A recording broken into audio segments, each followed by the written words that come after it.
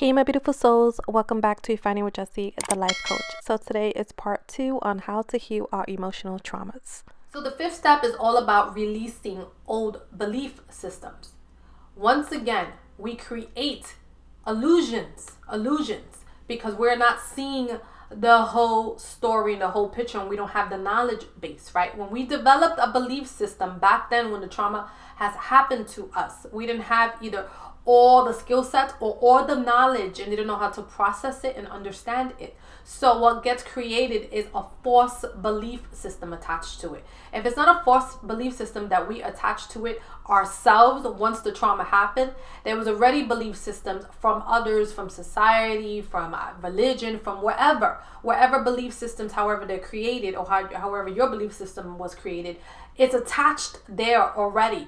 And so it requires changing the belief system and challenging it, right? That's how belief systems change. You have to look at it and say, is this true? Is this true or is this false? Not what you've been believing your whole life. Not what society believes. Not what your parents believe. Not what your religion believes. Not what your Bible believes. You as a person, what you stand for right here and right now. Your intuition.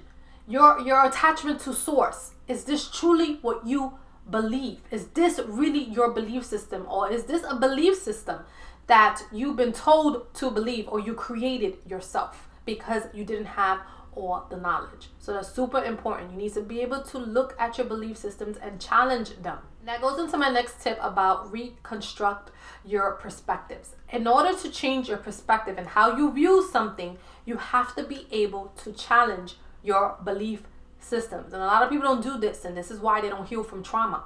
They don't look at what they are believing. They don't look at a lot of traditional views that have been imposed on them.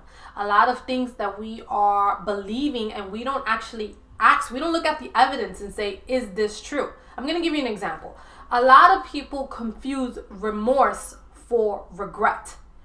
People believe when we are regretful, like when we do something, let's say we do something bad to someone, and then we come back and we apologize and we say we're regretful, we automatically believe that those people are remorseful for our pain.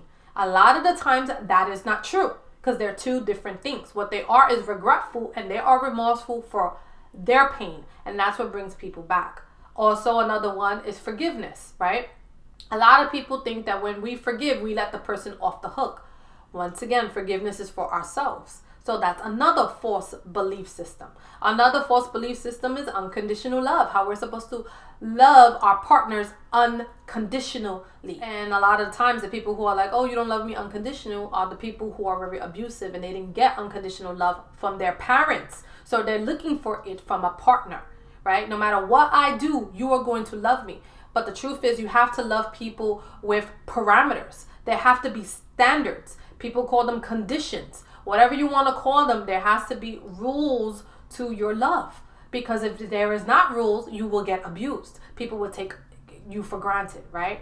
So those are belief systems that's been in our society for the longest, right? And a lot of people take it in. We do not question it. We do not challenge it. We'll just say, well, that's the way it is. That's the way it's always been. And one thing equals the other. But does it really? You have to get into critically thinking about your belief systems in order to challenge them. When you're healing yourself, you're going to a different version of yourself, which means you're going from the old to the new.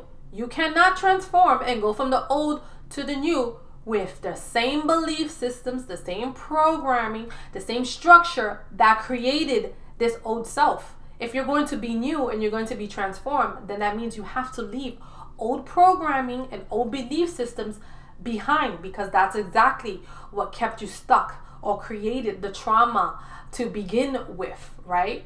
So your old self has to die. To be able to heal yourself and rebirth yourself and come into a new version of yourself, that means the old self has to die, which means there's a lot of programming and belief system that has to be left behind. And so that's another part that people don't realize. They want to heal, they want to become different with the same mindset, that they lived in before. The same people, the same things they were attached to, the same coping mechanisms, everything. They wanted to remain the same, but they just want to heal their heart. And that doesn't work that way. It doesn't work that way. If you do it that way, guess what? You will repeat the cycle again, and you will never, ever, ever come into your full healed potential self. It just doesn't happen that way.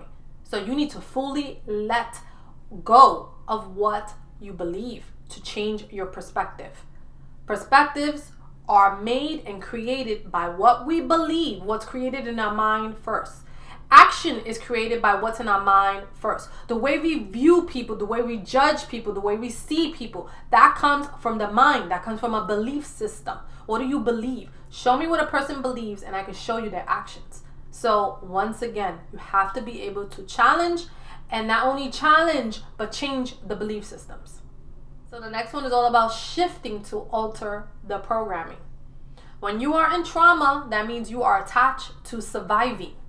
And you don't want to survive anymore, right? What you want to do is you want to thrive. In order for us to thrive, we need to detach from the trauma. We need to detach from survival mode. And a lot of people don't even know that they are in survival mode. So once again, that's an issue for them, right? But once you start challenging those belief systems, it will start challenging the perspective, and you start altering the programming that it's attached to. And that's when your breakthrough comes through. You're able to break out of the chains that's restricting you and holding you. Reprogramming the mind. How do you make yourself become safe after trauma? You have to change the ideas on how to do that. With trauma comes a lot of defense mechanism and a lot of coping mechanisms that are unhealthy. So that also creates actions within you. We have to be able to change that. So you have to change the idea of, how do I become safe in this world? How do I make myself feel safe? Safe in relationships, safe in commitment, safe in the hands of the opposite sex, safe that I'm going to go on that stage and I'm not going to embarrass myself. Safe to make a new friend and not realize or not be, buried down that they're going to hurt me or they're going to betray me. How do I make myself safe? You have to change the programming around that. Trauma is connected to not feeling and being safe. That's what trauma does. It keeps you in fear. Fear is about not feeling and being safe. So you have to change the idea of, how do I protect? How do I trust? How do I love? How do I show up? How do I become present? How do I not run away? How do I not become defensive? How do I not feel attacked? How do I not lash out? How do I not run away? All of that has to be reprogrammed, right? And that happens when you start shifting the belief systems and you start going through all these steps. It will happen naturally. Some people will need coaching in it, right? How do you become safe? How do I trust again? There are steps to that. And that's something I also help, my clients, I help them get to that point of, how do I make myself safe? I teach them coping mechanisms that they can practice every single day on their own until they feel like, I'm good. And the whole point of that is to trust yourself. This is the thing. A lot of people are like, well, I can't trust others. You don't need to. That's the secret. You don't need to trust others if you trust yourself. And that's it's a mind-blowing concept to a lot of people. The reason why you don't feel safe is because you do not trust yourself to make good decisions. So you put up all these blocks and all these walls and all these defense mechanisms. But the honest to God truth is, if you trust yourself, you follow your intuition, you follow that nice compass within, because we are connected to our higher selves. If you connect to that, you will never ever feel unsafe, because you know you got it.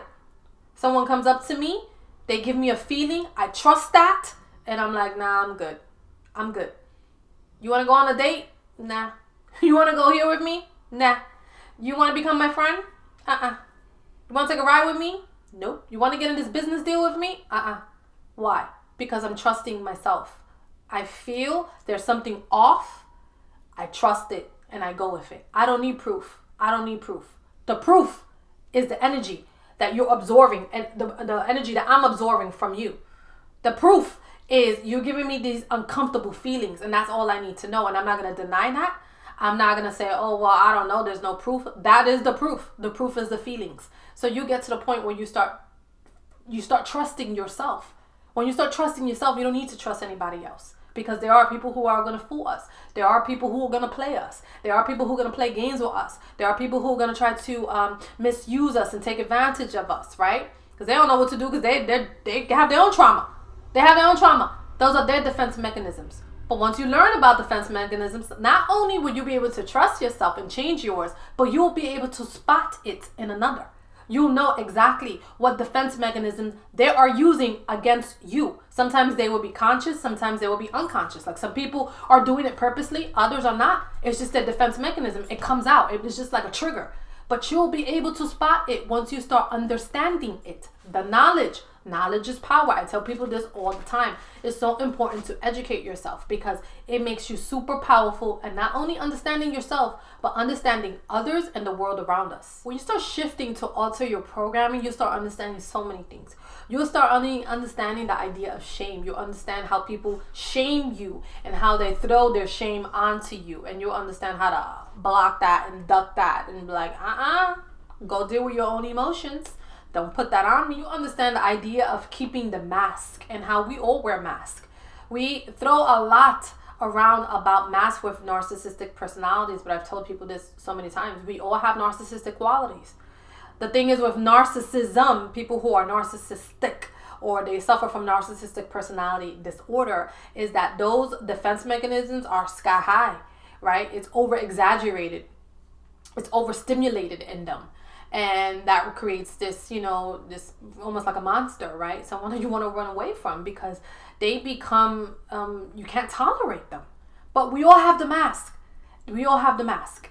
And then when you start going through this process of healing yourself and understanding trauma, you start understanding the mask. You understand your mask. You understand when you have it on. You understand why you put it on, right? You understand the mask. You understand the idea of keeping up charades. And once you start going through all these aspects of the healing journey, it's when you start regaining your power. Take a little zip. What people don't understand about trauma is that I guess they understand it, but they don't really understand the depth of the power that the trauma holds. When you start doing these steps, little by little by little by little by little, the more you conquer a step, the more powerful you get. You are gaining your power. You're stripping the power away from the trauma and the fear because now you're facing it. You're facing it literally. You're going head to head, toe to toe with the trauma and saying, I'm not letting you have this power no more. And when you do that, you regain the power and you're able to release the hold. You're able to release the trauma. You get to create a whole new narrative, a whole new story. And the thing with trauma is it doesn't really release from your story, right? But it doesn't have to define you. It doesn't have to define you. I recently had a coaching client who said to me, like, one of her traumas has defined her whole life. It has defined her. And I'm like, no, that's just a part of your story, right? It doesn't have to define you your whole life. It might have defined her up until a point where she didn't know better. But now that she's in coaching, we're going to recreate the narrative, right? We decide what defines us. And it's not going to be a moment in time or something that has happened to us, right? No. You get to change the storyline. You get to take your power back, and then you get to create what defines you. What do you want to be defined as? Do you want to be defined as trauma and living in survival mode? Or do you want to be defined as living in your true, full potential, your authentic self? You don't need a mask. You don't need a disguise. You don't need defense mechanisms. You don't need any of that because you redefine it and you flip it. You flip it on the trauma.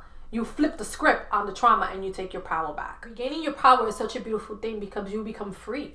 Free from toxicity, free from emotional burdens, free from burdens that should have been someone else's burden majority of the time. Majority of the time, shame is created because we take on other people's burdens and we do not even realize it. People put it on us all the time.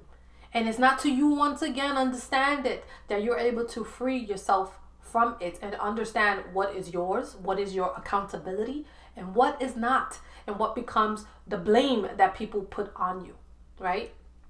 It's a freeing process. freeing of toxicity, freeing from being unhealed, free from emotional burdens. And like I said, once you conquer it, you get to reconstruct your life, your story, what you are defining yourself as, what you are defining your moments as. And you get to write a whole new page to your whole life. So that's a little bit on how to work through your trauma and understanding it on a deep, profound level, right? Don't minimize it. Don't push it down there. Don't suppress it. You want to be free. You want to be healed. You want to live towards living your best life. You want to just get everything you wanted in life. Well, you have to heal. You have to heal. You have to go through the healing journey. You have to go through the healing process. I went through it. It wasn't fun. I'm not going to say it's fun. Like I tell people, the healing journey will put you down on your knees. There's nothing like it. There's nothing like it that will put you down there and test your strength more than a healing spiritual journey. But I tell you one thing, it's worth it, because then you become free. You become free. You're completely free within your skin, and you don't care about what anybody judges and anybody has to say about it. And you don't care if you have to stand alone. You don't care who you have to leave behind. It just becomes a freeing process. And then when you look back on it, when you turn back to look back on the journey, you're going to be so happy you did it. So I wish the best of luck to anybody, once again, who's releasing themselves from traumas and pains and emotional burdens and shame and humiliation and childhood wounding, because this all stems from our childhood. I always tell people, you don't have relationship issues, you have childhood wounding that you need to process and go through to make yourself a better person, a better adult, a better version of yourself. You know, you need to come in and reparent yourself. And so, my beautiful souls, that is all I have for today. I hope everybody has a beautiful, blessed day, and I will see you in my next one. Kisses and smooches. See you all. Bye.